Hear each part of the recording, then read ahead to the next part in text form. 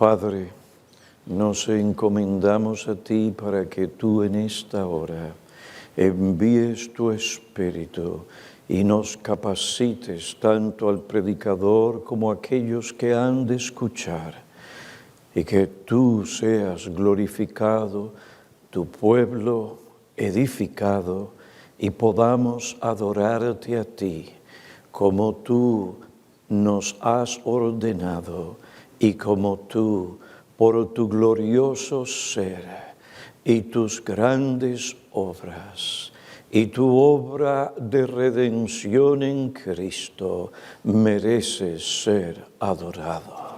Ven pues y ayúdanos. Te lo suplicamos en Cristo. Amén. El Señor Jesucristo dijo a la mujer samaritana: pero la hora viene y ahora es cuando los verdaderos adoradores adorarán al Padre en espíritu y en verdad. La adoración congregacional de los verdaderos adoradores, según la enseñanza apostólica, se puede definir como la actividad de los verdaderos creyentes que, unidos y capacitados por la gracia del Espíritu, rinden a Dios sincera y reverentemente la alabanza, el honor, la gloria, el homenaje y la sumisión que Dios se merece por virtud de la gloria inefable de su ser divino y la magnificencia de su obra redentora en Cristo. Vimos anteriormente el objeto de esta adoración, el Trino Dios. La actitud de la adoración es una actitud reverente, sincera y simple. El modo de adoración solamente Dios debe ser adorado según Él ha ordenado en su palabra.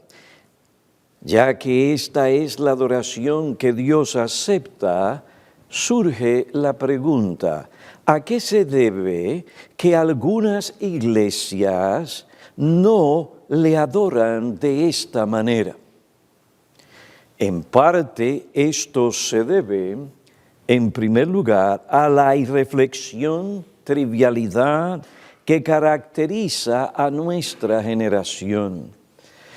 Esto se debe a la irreflexión y trivialidad que caracteriza nuestra generación. Muchos en la iglesia han sido profundamente influidos y afectados por la irreflexión y trivialidad de nuestra época. Nuestra generación no se destaca por sus profundas reflexiones y extraordinarias acciones. No se destaca por sus héroes o grandes pensadores. Hoy no se admira el buen carácter, sino la personalidad. Debido a la tecnología, cualquier individuo puede convertirse de la noche a la mañana en una celebridad, aunque sea un tonto, inculto o inmoral. Aunque no abundan los grandes pensadores, nuestra generación tiene un número muy alto de estrellas del cine o de la farándula. La gente se entretiene siguiendo de cerca la vida, el éxito o el escándalo de estas celebridades. El éxito o fracaso de sus películas o de su música, o la dieta diaria de algunos de estos artistas. El deporte también ocupa y cautiva la atención de millones de personas. El deporte para ellas llega a ser su Dios y la razón principal de su existencia. Por otro lado, gran parte de la tecnología se usa principalmente para divertir a la gente. Mucho de lo que se presenta en la televisión son programas triviales. Entretienen, pero no ayudan a desarrollar las capacidades intelectuales de la audiencia. Generalmente embotan la mente, contaminan el corazón e indisponen a los televidentes contra lo que enseña la palabra de Dios. La gente se sienta a ver los programas o las películas de la televisión como espectadores pasivos. Sin mucho esfuerzo absorben como esponjas y gradualmente adoptan las ideologías, costumbres, hábitos y estilo de vida mundano que se promueve en la televisión o en otros medios de comunicación masiva. Los malos hábitos del televidente, los programas, anuncios y películas de la televisión en muchos casos han contribuido grandemente a producir una generación irreflexiva. Muchos no quieren ejercitar sus mentes en aquello que demanda un profundo esfuerzo mental. Prefieren divertirse con cosas triviales o relajarse para que otros le entretengan. Esperan que la televisión o cualquier otra cosa les entretengan. Ahora, pensemos. ¿Crees tú que mentes saturadas de tonterías y de cosas triviales o frívolas o de pensamientos vanos están preparadas para adorar a Dios como Él manda en su palabra? ¿Crees que estas personas tendrán mentes despejadas y un corazón dispuesto para involucrarse y entregarse a una adoración que demanda un gran esfuerzo mental y espiritual? Claro que no. Probablemente Dios no sea el objeto principal de sus pensamientos. En tal situación no pueden apreciar la santidad de Dios porque sus mentes están saturadas de las tonterías, la vanidad y la impureza a la que ellos se exponen mientras ven los programas o las películas de la televisión o del internet. Si estas personas vienen a la iglesia en esa condición, lo que desearán o buscarán es un ambiente relajado, que no demande mucho de ellos, que no espere de ellos un gran esfuerzo mental y espiritual. Lo que ellos buscan es tener un tiempo divertido, que les anime, que les lleve a sentirse bien consigo mismos antes de volver al entretenimiento y a la cultura de la televisión. ¿A qué se debe que muchos cristianos no adoren a Dios en sus respectivas iglesias como Él manda en su palabra? En parte esto se debe a la irreflexión y trivialidad que afecta a nuestra generación. En segundo lugar, se debe al espíritu egocéntrico predominante de nuestra generación. Se debe al espíritu egocéntrico predominante de nuestra generación.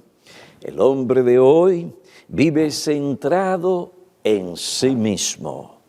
Su preocupación o interés principal realmente no es glorificar a Dios. No buscan ni ponen su mirada en las cosas de arriba, sino en las cosas terrenales.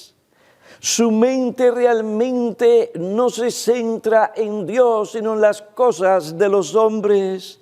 Su corazón principalmente busca la satisfacción de sus deseos, gustos o lo que ellos consideran son sus necesidades. Muchos van a la iglesia con sus mentes llenas de pensamientos vanos y cosas triviales. Controlados por su pereza intelectual, no están preparados para adorar a Dios. Dios quiere ser adorado, dice Él, en espíritu. Como vamos a ver, Dios mediante mañana y el jueves. Esto quiere decir con el corazón, con todas las facultades de nuestro ser redimido, lo que respecta a nuestro ser espiritual, nuestra alma y corazón, un corazón, claro está, regenerado. Entonces la adoración demanda un gran esfuerzo mental y espiritual. Pero controlados por su pereza intelectual, no están preparados para adorar a Dios. Cansados porque se acostaron tarde viendo la televisión, no tienen deseos ni las fuerzas para alabar bíblicamente a Dios. No quieren ceñir su entendimiento para presentar a Dios los sacrificios espirituales que Él demanda de ellos. Primera epístola de Pedro, capítulo 2, versículo 5. No desean cantar himnos saturados de verdades bíblicas que demanda de ellos reflexión, que demanda de ellos un esfuerzo mental y espiritual para poder recibir edificación o máxima edificación. No. Lo que ellos buscan es ese tipo de música que les avive, que les lleve a sentirse bien y que sin mucho esfuerzo de su parte les lleve a tener una experiencia emocionante, maravillosa, que ellos sientan que realmente están teniendo comunión con Dios y que Dios está allí bendiciéndoles. Oh, qué triste cuando vemos tantos jóvenes emocionados por lo que están recibiendo de ese supuesto ministerio de la música. Muchas veces se equivocan, se confunden, piensan que esa experiencia emocional y esos sentimientos que ellos experimentan en ese en torno de la multitud reunida y de todos estos sonidos, realmente están teniendo una experiencia espiritual.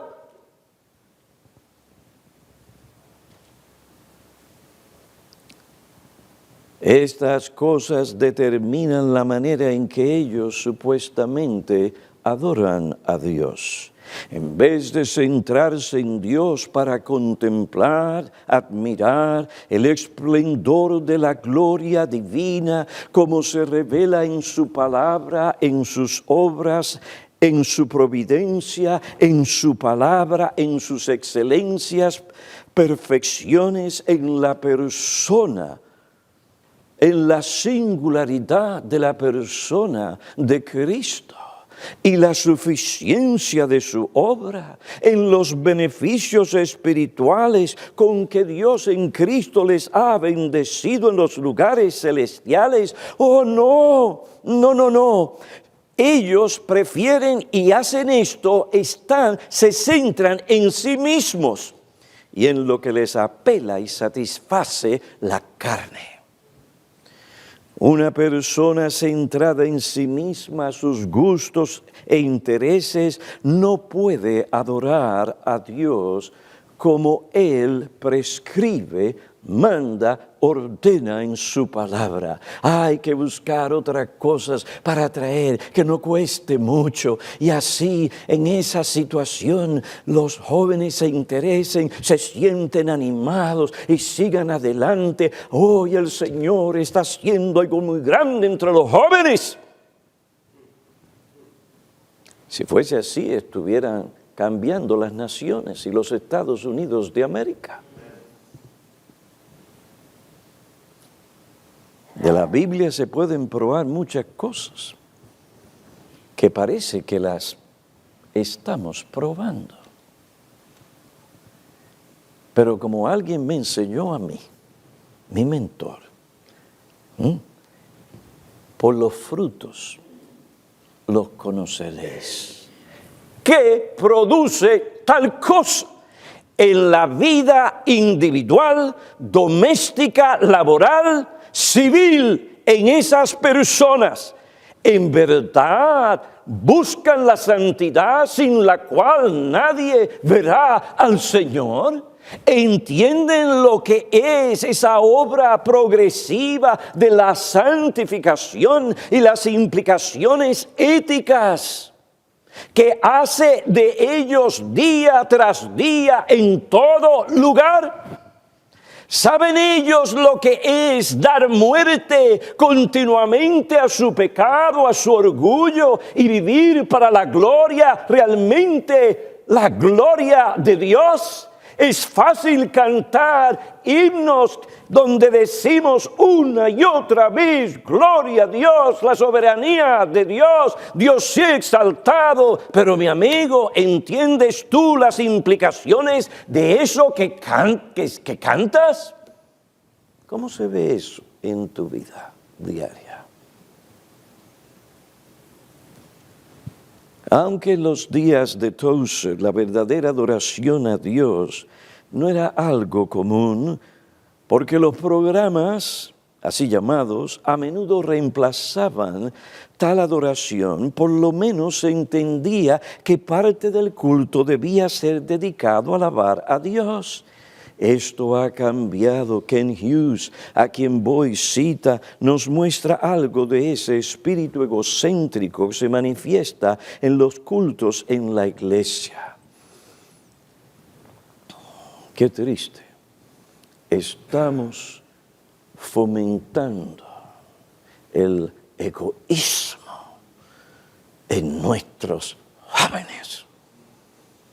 Ellos no necesitan tal cosa, todo lo contrario, porque la cultura en que se crían, el personaje principal es él y es ella, como yo quiero, cuando yo quiero y como a mí me gusta. Pero algo de ese espíritu egocéntrico, dice este siervo de Dios, la suposición de la cristiandad de hoy, tácita, pero cada vez más común, es que la adoración es principalmente para nosotros. Es decir, para satisfacer nuestras necesidades. Tales cultos de adoración enfocan el entretenimiento y los adoradores son espectadores sin ningún compromiso, que juzgan en silencio la presentación del espectáculo. Desde esta perspectiva, la predicación se convierte en una homilética del consenso, una predicación a las necesidades que se sienten como necesidades. El plan consciente que se sigue no es el de Dios, sino del hombre. Tal predicación siempre es temática y nunca textual. La información bíblica es minimizada y los sermones son breves y están llenos de cuentos. Cualquier cosa y todo aquello acerca de lo que haya sospecha que incomode al que asiste, aunque se mantenga más o menos al margen, se quita del culto. Sea una tarjeta para registrar su visita o un mero credo. Aplicada sin restricción, esta filosofía inculca una trágica inclinación a centrarse en uno mismo. Es decir, todo se juzga según la manera en que afecte al hombre. Hermanos, esto corrompe la teología bíblica de la adoración. Hermanos, este enfoque no conduce al adorador a centrarse en Dios, ni en las verdades y bendiciones espirituales del Evangelio. Oh, pero es que la predicación es muy dura, es muy directa, incomoda. La gente se siente confrontada. Esto puede hasta afectar su autoestima. Esa manera de hablar a la gente carece de amor y sensibilidad. El predicador debe hablar en términos generales, que sea el Espíritu Santo que aplique la verdad. Oye, eso se suena bien, pero está requete mal.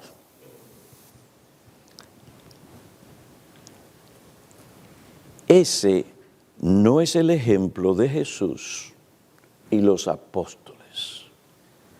Ese no fue el ejemplo que nos dieron los apóstoles ni el Señor Jesucristo. Personas que hablan así desconocen la naturaleza y el objetivo de la predicación bíblica. No quieren ser confrontadas. Quieren adorar a Dios mientras hacen un divorcio entre su adoración en la iglesia y la manera en que viven en su hogar. En fin, hermanos, el problema es que vivimos en una cultura centrada en sí misma. Lo que se promueve lamentablemente desde el púlpito de una manera consciente o inconsciente. ¿A qué se debe que algunas iglesias no adoran a Dios como Él manda? A la irreflexión y trivialidad, al espíritu egocéntrico predominante de nuestra generación. En tercer lugar, se debe al concepto equivocado que tienen muchos de la adoración. Al concepto equivocado que tienen muchos de la adoración. Muchos van al culto con la mera noción de que allí recibirán cierta enseñanza. Como dijo aquel que me ayudó a desarrollar particularmente este sermón, estas personas se presentan como esponjas secas para absorber el agua de la enseñanza pública que allí se derrama sobre ellos. Se presentan delante del Señor como con las manos vacías. No vienen a ofrecer a Dios los sacrificios que Él ordena en su palabra y que Él espera de ellos. Más bien van al culto principal o exclusivamente por aquello que buscan. ¿Qué hay ahí para mí? La persona principal soy yo. Vamos a ver qué hace el predicador. Vamos a ver qué hace ese grupo musical. ¿Por qué? Porque la persona principal, la que tiene que ser ministrada y salir de allí contenta, animada, como si le hubieran dado varias inyecciones de cocaína, soy yo. Se parecen a muchos de aquella multitud que buscaban a Jesús no para creer en Él, ni para servirle, ni rendir el honor que Él se merece, sino por los panes y los peces que Él podría darles. Muchos son los que vienen al culto para que el Señor les conceda lo que ellos piensan que necesitan, para recibir apoyo, para ser entretenidos, para pasar un buen rato social y divertirse con los cánticos y la música que les da una grata experiencia emocional. Se sientan en los bancos para ser atendidos. Quieren ver qué hay allí para ellos. Asisten al culto para desplegar, algunos de ellos para desplegar sus talentos dramáticos, musicales o prácticos. Pero todo gira alrededor de ellos, sus necesidades, sus gustos y la grata y emocionante experiencia que todo esto trae. Estas cosas muestran que ellos desconocen la naturaleza de la adoración prescrita por Dios. La adoración congregacional consiste en lo que Dios en su palabra nos manda a traerle. El que adora debe concentrarse principalmente en rendir a Dios la adoración que Él manda. Su actitud no debe ser: aquí estoy, atiéndanme, entreténganme, sino aquí estoy preparado para ofrecer los sacrificios espirituales que Dios en su palabra manda y exige de mí cuando esté con mis hermanos para adorarle como cuerpo. Sí, yo no vengo con las manos vacías, sino llenas de estos sacrificios. Primera epístola de Pedro, capítulo 5, versículo 4 y 5 declara: y viniendo a Él, al Señor Jesucristo, la idea es de seguir viniendo, se va a Él continuamente, viniendo a Él como una piedra viva, desechada por los hombres, pero escogida y preciosa delante de Dios. También vosotros, como piedras vivas, sed edificados, ¿como qué? Como casa espiritual. Fíjense el énfasis, espiritual. Para un sacerdocio santo, para ofrecer sacrificios espirituales. Demanda tu corazón, tu mente, tu involucración. Para ofrecer, ¿qué? Sacrificios espirituales aceptables a Dios por medio de Jesucristo. El versículo 5 describe a la iglesia de Cristo como una casa espiritual. El término espiritual señala el carácter espiritual de esta casa o entidad. Se trata de la iglesia en el contexto de un sacerdocio santo y sacrificios espirituales. Aquí no se está hablando de una adoración que solamente un individuo, lo cual él podría hacer en su hogar. Sí, él tiene como individuo en su hogar que adorar a Dios, pero este texto, su contexto, está hablando de la adoración corporativa y congregacional. Eso indica que la iglesia es una asamblea dedicada a la adoración a Dios. La expresión casa espiritual hace un contraste con el templo material allí en Israel. El adjetivo espiritual indica que las piedras vivas de esta casa, los creyentes, son descritos como aquellos que pertenecen al Espíritu Santo. Ellos han sido regenerados por Él. Él habita en ellos y entre ellos. La descripción de esta casa espiritual muestra la naturaleza espiritual de la iglesia y su función principal. Cada piedra viva o creyente que forma esta casa espiritual es un sacerdote. Ya que todos los creyentes forman este sacerdocio, ya no hay lugar ni se necesita un oficio especial que sirva como mediador entre Dios y los creyentes. Ahora cada creyente mediante el Señor Jesucristo tiene acceso a la presencia de Dios. Cada creyente como sacerdote puede interceder a favor de sí mismo delante de la presencia de Dios y a favor de los demás creyentes. El creyente junto a los demás creyentes forman una casa espiritual. Son un sacerdocio santo para ofrecer sacrificios espirituales. El término neumáticos espirituales se usa para distinguir entre sacrificios que deben ofrecer los creyentes y los sacrificios levíticos de Israel. Se llaman sacrificios espirituales. ¿Por qué? Porque están íntimamente relacionados con el Espíritu Santo. Sin Él no podemos adorar a Dios.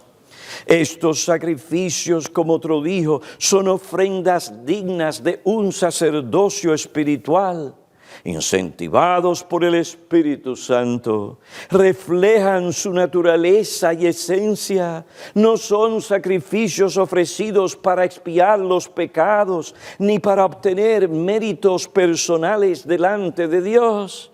Tales sacrificios no tienen lugar en la iglesia cristiana, porque el sacrificio perfecto de Cristo en la cruz ha cumplido lo que representaban las sombras y los símbolos de los sacrificios del Antiguo Testamento. Cada verdadero cristiano es un sacerdote del Dios Altísimo. Ahora, ¿cuál fue la función del sacerdote en el Antiguo Testamento? ¿Por qué y para qué entraba principalmente al templo? Su función principal era ofrecer a Dios las ofrendas y sacrificios que el pueblo había traído. ¿Para qué? Para adorar a Dios. El sacerdote entraba para rociar con la sangre del sacrificio, quemaba incienso en la presencia de Dios. El punto es que el sacerdote estaba activo, ofreciendo a Dios el sacrificio o la ofrenda que Dios exigía del pueblo. Aunque nosotros que vivimos bajo el nuevo pacto, no tenemos una casta especial de sacerdotes como en el Antiguo Testamento.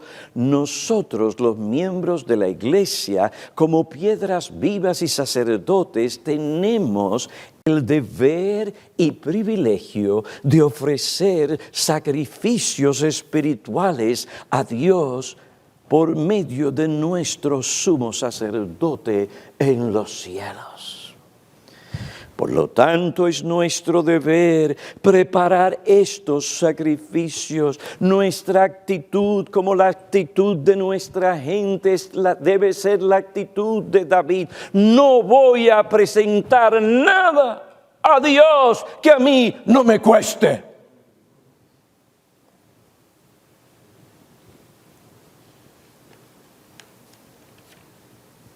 ¿Cuáles son algunos de los sacrificios espirituales? En primer lugar, y no vamos a exponer cada uno de ellos, eso se hará tal vez en otra ocasión, la gozosa anticipación de un corazón expectante. He venido aquí porque Cristo me ha prometido que donde hay 2 o 3 reunidos en su nombre, Él estaría allí con todo su ser, con toda su gloria, para bendecirme a mí y a su iglesia, para enseñarnos su palabra. A otro sacrificio, la entrega de todo nuestro ser para adorar y servir a Dios. Romanos 12:1. Otro sacrificio es la alabanza y el homenaje de un corazón alegre. Hebreos 13:15, el propósito principal para adorar a Dios no es para que podamos sentirnos bien o por la emoción agradable que sentiremos, sino porque Él es digno de esa alabanza, nos sintamos bien o nos sintamos mal. Otro sacrificio espiritual es un corazón reverente que se postra delante del Señor ante el reconocimiento de su santidad, grandeza, justicia. Hebreos 13, versículos 28 y 29. Otro sacrificio es la confesión humilde de un corazón contrito y quebrantado. Primera de Juan, capítulo 1, versículo 9.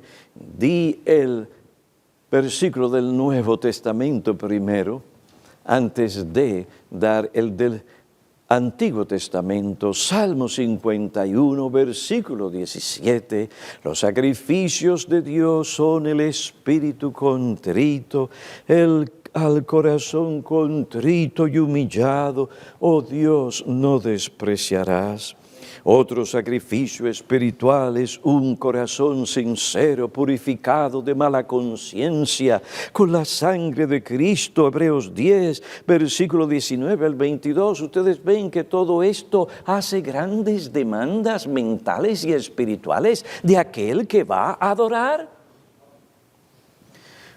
Otro sacrificio es la oración, súplica, intercesión de un corazón alegre. Las dádivas y ofrendas de corazones agradecidos, segunda a los Corintios 9:7, un espíritu enseñable, limpio y sumiso, primera de Pedro, capítulo 2, 1 y 2. Otro sacrificio espiritual es un corazón creyente y obediente, Lucas 24, 25 y 26. Traer y presentar estos sacrificios es la responsabilidad principal del creyente y de todos los creyentes unidos en la adoración. En otras palabras, en la adoración congregacional y pública no debemos ser como esponjas secas que esperan solamente empaparse de bendiciones, sino como esponjas empapadas que están saturadas de lo que debemos traer a Dios como parte de nuestra adoración. Lamentablemente, esta no es la perspectiva de muchas iglesias, porque tienen un concepto equivocado sobre la adoración pública. Por esto no vienen preparados a presentar sacrificios espirituales. Vienen con las manos vacías, vacíos vienen, vacíos se van. De todo aquello que verdaderamente enriquece el alma y la asemeja al Señor Jesucristo. Dios honra a aquellos que le honran. Si ofrecemos los sacrificios espirituales ordenados por Él, Él nos ha dicho, Él se acercará a nosotros. La iglesia hoy tiene que recuperar esta perspectiva bíblica de la adoración. Nuestra gente tiene que entender a qué viene a este lugar. No es a ser entretenida, no es para que se sienta bien, aunque sí se sentirán bien, pero eso no es lo principal.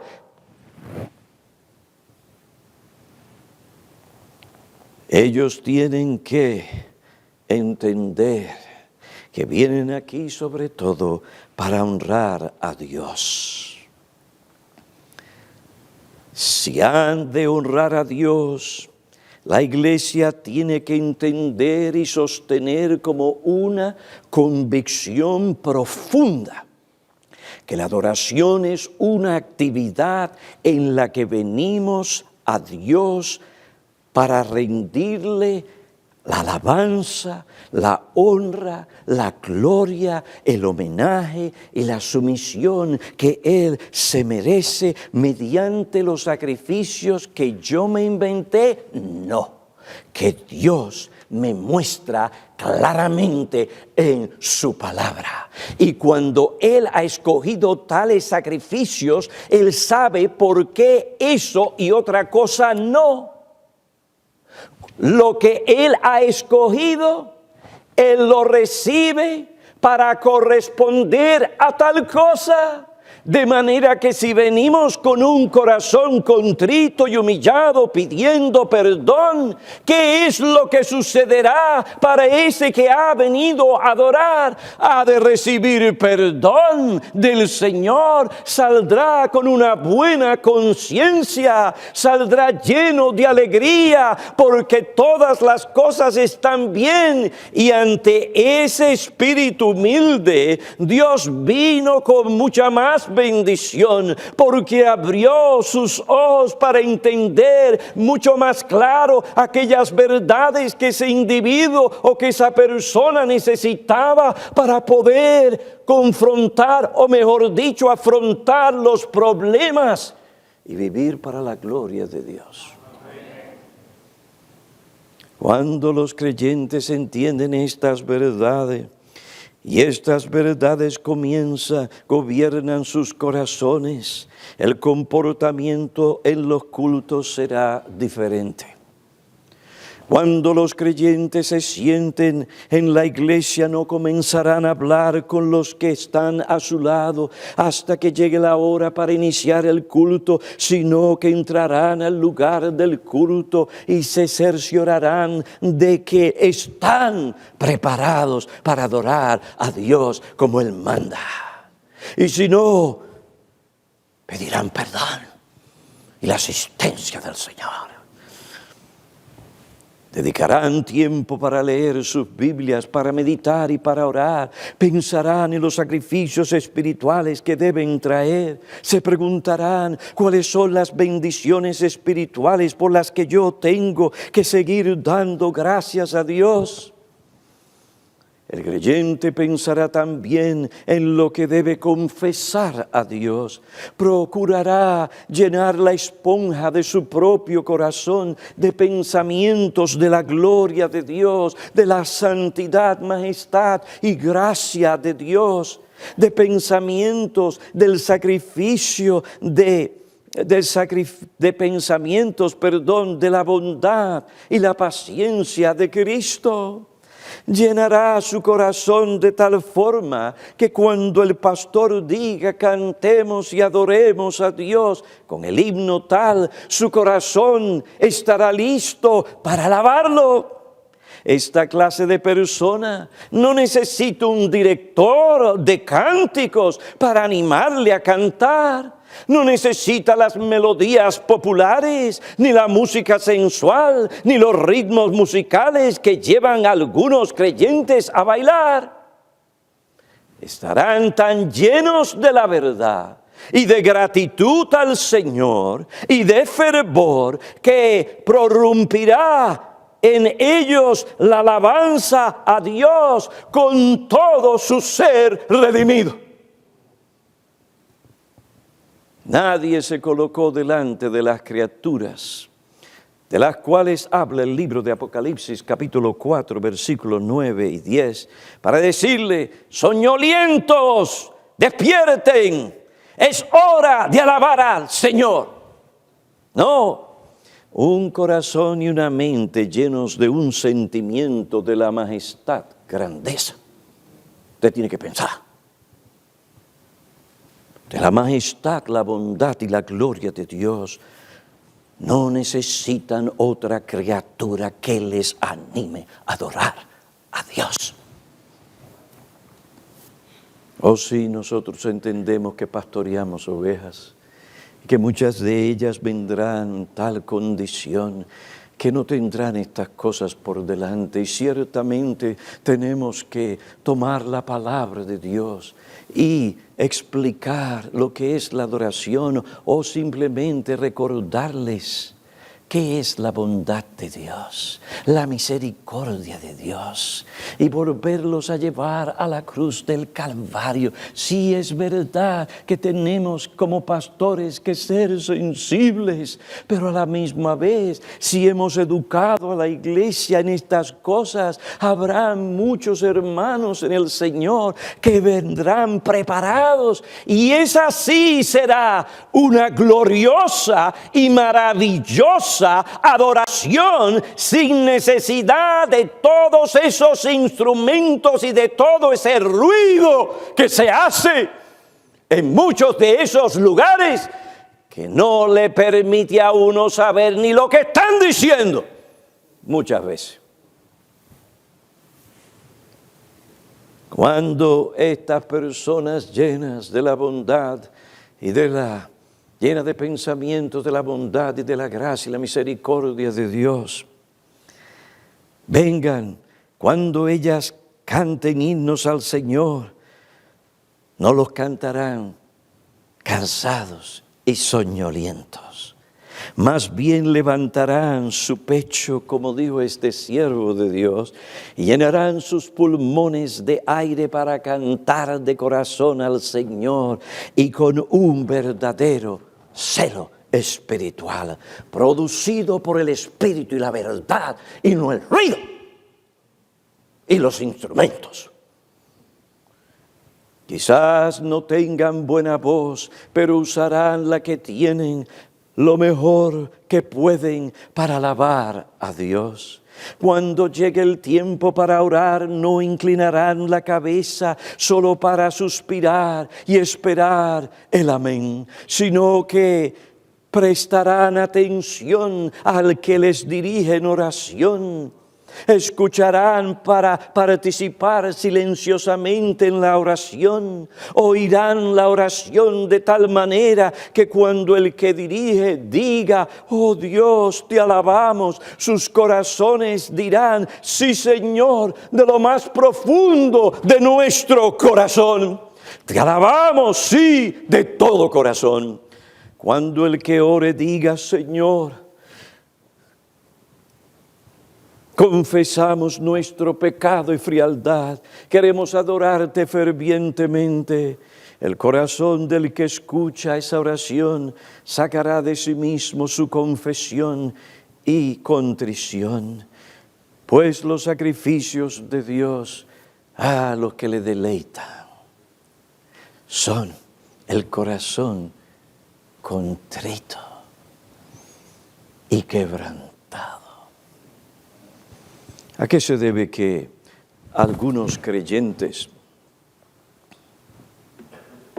e iglesias no adoren a Dios de la manera en que Dios manda en su palabra? En parte se debe a la irreflexión y trivialidad que caracteriza a nuestra generación, al espíritu egocéntrico predominante de nuestra generación, al concepto equivocado que muchos tienen sobre la adoración. En cuarto lugar, se debe a la evidente indiferencia hacia la autoridad de la Biblia. Se debe a la evidente indiferencia hacia la autoridad de la Biblia. El problema no es que la iglesia evangélica en general niega las doctrinas básicas de las Escrituras, como la doctrina de la Trinidad, la creación, la justificación, la resurrección y la segunda venida de Cristo o la inspiración de la Biblia. El problema es que aunque ellos reconocen estas enseñanzas, son indiferentes hacia las exigencias éticas y prácticas de estas y otras doctrinas de la Biblia. No se sujetan a lo que dice la Biblia sobre la adoración a Dios. Este espíritu les lleva a ignorar los elementos de la adoración bíblica. La oración no ocupa un lugar importante en el culto. Por esta razón no se da suficiente tiempo para la oración pastoral si se hace, ni se da tiempo suficiente para orar por la santidad, la piedad y la preservación espiritual de la iglesia. Si se toma un momento para orar, estas oraciones carecen de contenido bíblico, no siguen el patrón de las oraciones bíblicas como la de Daniel, Nehemías y el Señor Jesucristo y aún Pablo. Aunque la Biblia enseña y muestra la importancia de la lectura consecutiva de las Santas Escrituras en el culto para que la iglesia sea expuesta a todo el consejo de Dios, esta práctica se descuida o no se lleva a cabo en el culto. La exposición de la palabra de Dios no ocupa el lugar central y preeminente en el culto, si es que se da tiempo para la predicación. En quinto lugar, otro impedimento que no permite que la iglesia adore a Dios en forma aceptable es la creencia que el principio regulador de la adoración está obsoleto. La creencia que el principio regulador de la adoración es irrelevante. No es para ellos. Este principio se enseña a través de toda la Biblia. La confesión bautista de fe lo expresa de la siguiente manera: el modo aceptable de adorar al verdadero Dios está instituido por Él mismo y está de tal manera limitado por su propia voluntad revelada que no se debe adorar a Dios conforme a las imaginaciones e invenciones de los hombres o las sugerencias de Satanás, ni bajo ninguna representación visible, ni en ningún otro modo no prescrito en las Santas Escrituras. Este principio se define brevemente de la siguiente manera: todo lo que ha sido ordenado por Dios para su adoración es obligatorio, y todo lo que no ha sido ordenado por Dios se encuentra totalmente prohibido, punto, no coma. A mí no me interesa qué diga el gran teólogo reformado de nuestros días. Esto es lo que dice la Biblia. Y así como yo me equivoco, los grandes teólogos y doctores de teología también se equivocan. ¿Qué dice la Biblia? Qué triste cuando teólogos que se llaman a sí mismos reformados, en vez de ayudar a la gente guiándolos a las Escrituras y mantener tal principio, al contrario, se inventan diferentes cosas para poder argumentar y abrir la puerta, como lo han hecho para todo. Ya que tú, en toda tu vida, glorificas a Dios, supuestamente aplicando las normas generales de las Escrituras, pues entonces estás libre a adorar a Dios. Y si eso glorifica a Dios en ese contexto de toda tu vida diaria, pues ¿por qué no traerlo también al culto en la congregación? Eso suena bonito. No, Dios no ha dado instrucciones específicas. No, allí no encontramos un manual que se dedica a darnos instrucciones concretas sobre lo que esto significa.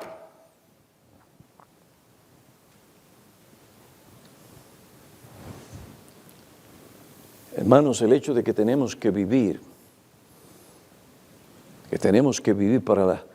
obedeciendo al Señor para la gloria de Dios, aplicando los principios generales y otras cosas de las Escrituras en nuestra vida diaria, no significa que eso socava, niega el principio regulador. ¿Por qué? Tan sencillo. Fíjense, observen.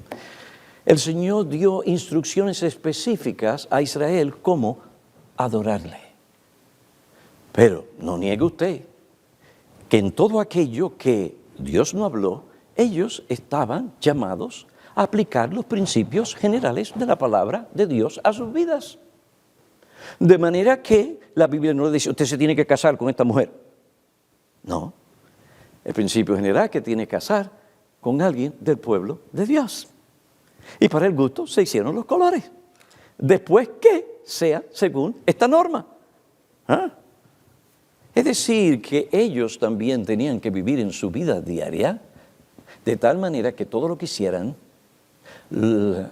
siendo guiados por la norma bíblica, según el entendimiento de lo que Dios había revelado en ese entonces, ellos sí tenían que vivir de esa manera, pero eso en ningún momento detuvo a Dios de darle principio regulador en la adoración. Una cosa no contradice la otra.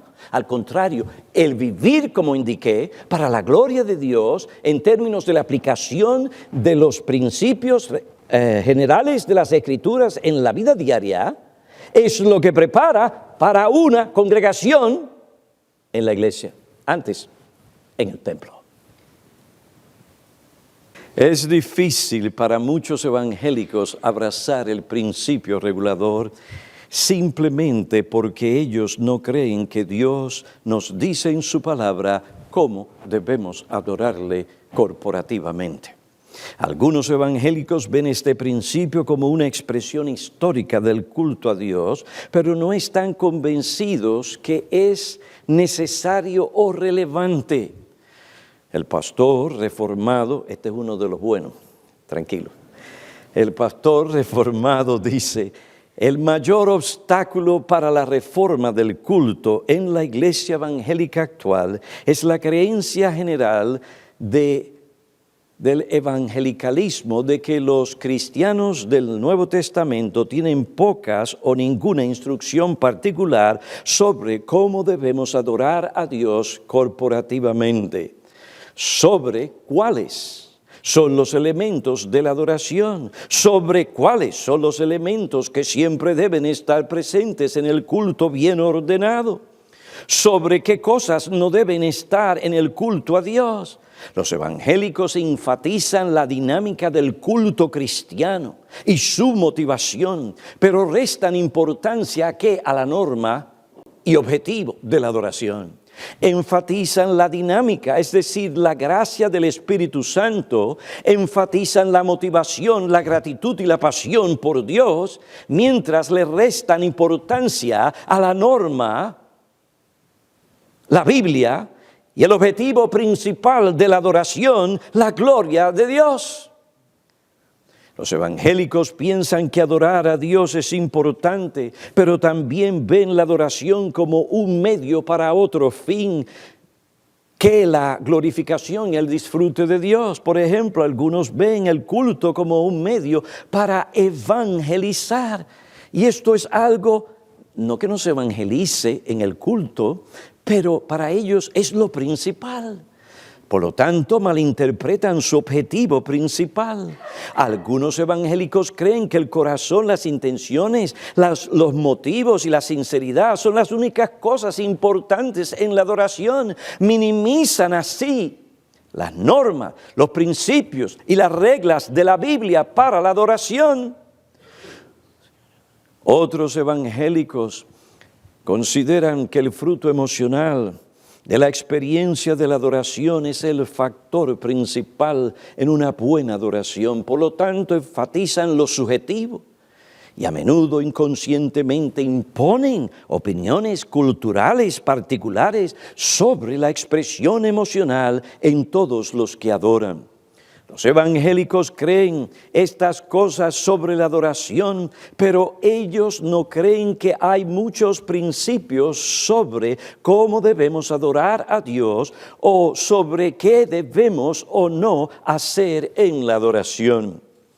Aunque los evangélicos saben que el Antiguo Testamento tiene instrucciones sobre lo que Israel tenía que hacer en la adoración, algunos piensan que hay muy pocos principios vigentes para el culto cristiano. Otros creen que el Nuevo Testamento, con un énfasis en el corazón, la actividad del Espíritu Santo y la adoración en toda la vida, desplazan estos viejos principios del Antiguo Testamento. Otros evangélicos piensan que el Nuevo Testamento tiene poco o nada que decir sobre el culto congregacional.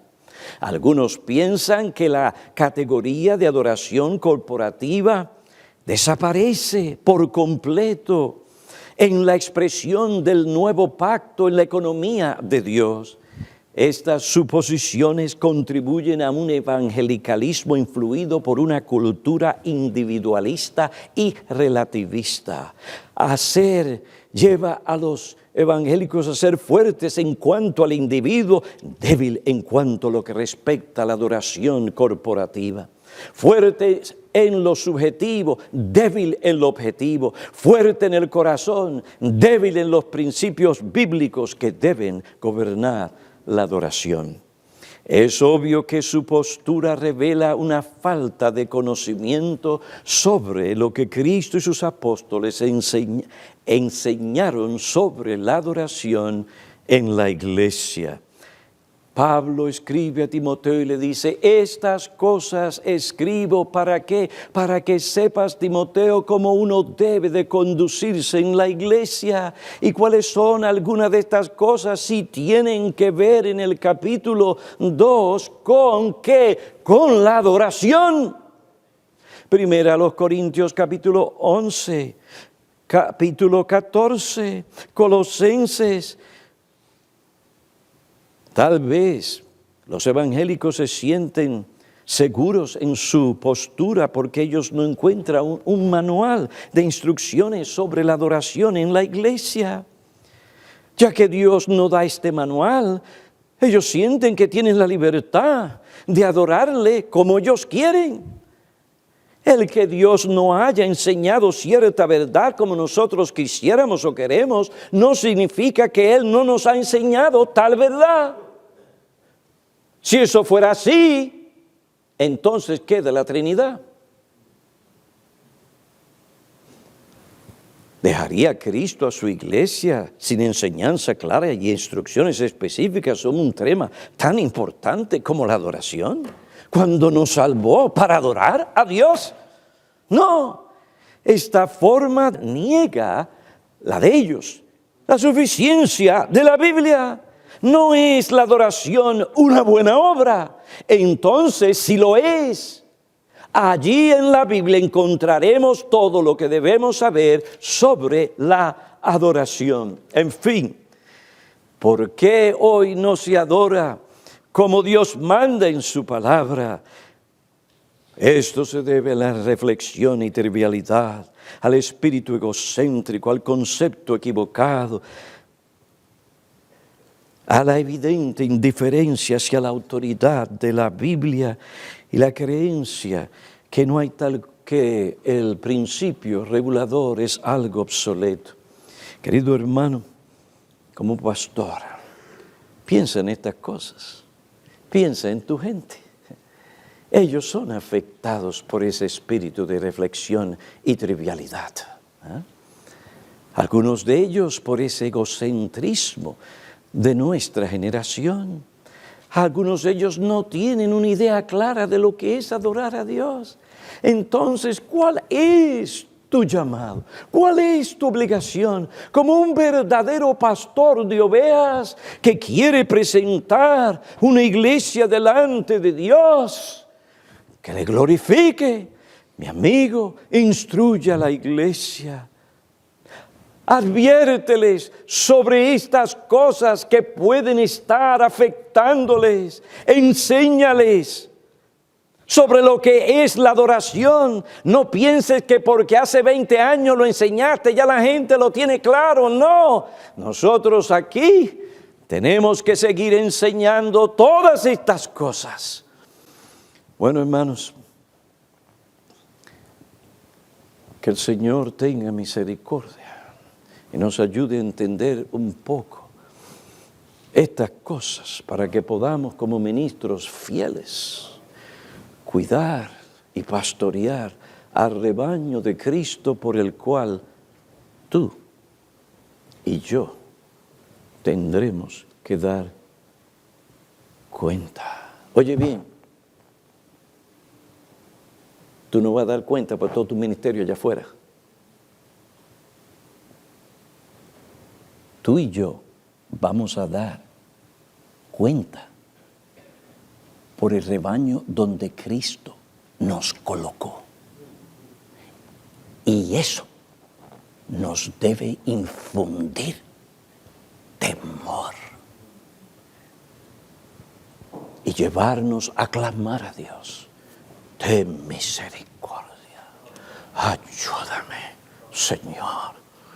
Oremos. Oh Padre, al considerar estas cosas y saber algo de nuestra responsabilidad, al escuchar las enseñanzas que el pastor nos trajo como ministros del Evangelio al ver nuestra insuficiencia. ¿Quién es suficiente para estas cosas? Gracias, porque tú eres nuestra suficiencia. Capacítanos como ministros del nuevo pacto para corregir aquellas cosas que tenemos que corregir en nuestras vidas y poder así ser los hombres que tú quieres que nosotros seamos. Que en el día de mañana, cuando tú nos llames a dar cuenta, podamos oír las palabras, buen siervo fiel. Oh Padre, perdona mis pecados ministeriales, como creyente, como esposo, como padre, como cristiano.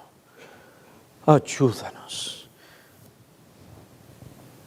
Gracias por Cristo, nuestra justicia. Gracias por su sangre.